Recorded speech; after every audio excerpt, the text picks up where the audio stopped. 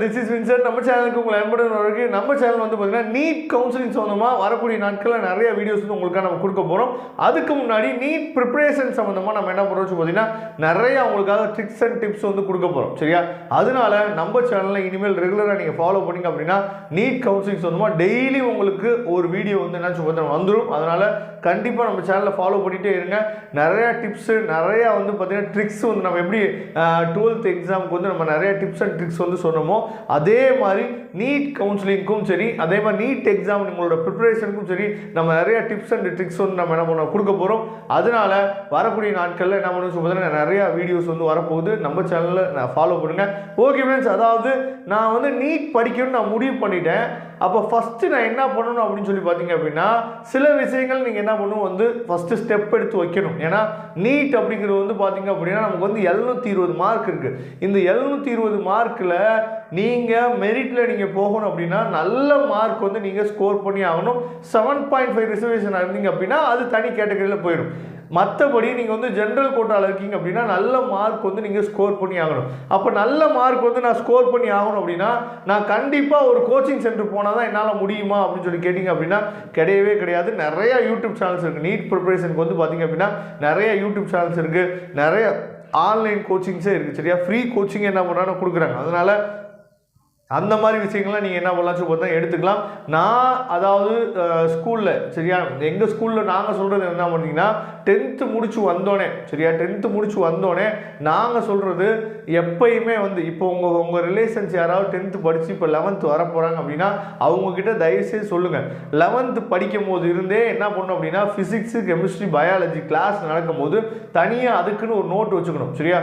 Note வச்சுட்டு அந்த one words அவங்க நடத்தும் போதே அந்த கீவேர்ட்ஸ் இல்லை ஒன் வேர்ட்ஸ் இதெல்லாம் என்ன முடிச்சு போதீங்கன்னா நீங்கள் எழுதிட்டே வந்தீங்க அப்படின்னா இன்றைக்கி நீங்களே 12th முடிக்கிறப்போ நீங்களே ஒரு பெரிய என்ன பண்ணலாச்சு பார்த்தீங்கன்னா ஒரு புக்கு வந்து நீட்டுக்காக நீங்களே போகிற அளவுக்கு என்ன பார்த்தீங்கன்னா நோட்ஸ் வந்து உங்கள் கையில் இருந்திருக்கும். சரியா? இதெல்லாம் நீங்கள் வந்து அதாவது அதான் சொல்கிறேன்ல 10th முடிச்சோடனே நம்ம வந்து எய்ம் ஃபிக்ஸ் பண்ணணும். பேரண்ட்ஸ் வந்து அப்பயே என்ன பண்ணி ஃபிக்ஸ் பண்ணிட்டாங்க அப்படின்னா ஃபிக்ஸ் பண்ணி பசங்களை வந்து மோட்டிவேட் பண்ணிட்டோம் அப்படின்னா பசங்க அதுக்குரிய வேலையை என்ன பண்ணுவாங்க பார்த்துருவாங்க. ஆனால் நிறைய பேர் ஃபோர்ஸ் பண்ணுறாங்க. ஃபோர்ஸ் பண்ணக்கூடாது.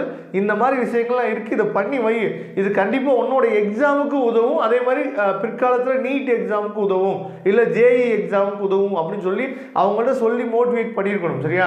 அந்த மாதிரி பண்ணியிருந்தீங்க அப்படின்னா இப்போ உங்கள் கையில் ஒரு மிகப்பெரிய ஒரு நோட்ஸ் இருந்துக்கு பரவாயில்ல, விட்டுறலாம். இப்போ நீங்கள் பண்ண வேண்டியது என்னன்னு சொல்லி பார்த்தீங்கன்னா 11th 12th நம்மளோட மெட்ரிகுலேஷன் புக்கே வச்சுருங்க. ஏன்னா அதாவது என்சிஆர்டி புக்கு இருக்குது பார்த்தீங்கன்னா சிபிஎஸ்சி புக்கு வந்து கிட்டத்தட்ட 19 வருஷம் ஆயிடுச்சு. அதை வந்து அடுத்த எடிஷன் வந்து கொடுக்குறது வந்து பார்த்தீங்கன்னா இன்னும் வந்து புக்கு வந்து அப்டேட் பண்ணவே இல்லை. புக்கு வந்து இந்த புது புக்கு மாறி வந்து பார்த்தீங்கன்னா 19 வருஷம் ஆயிடுச்சு.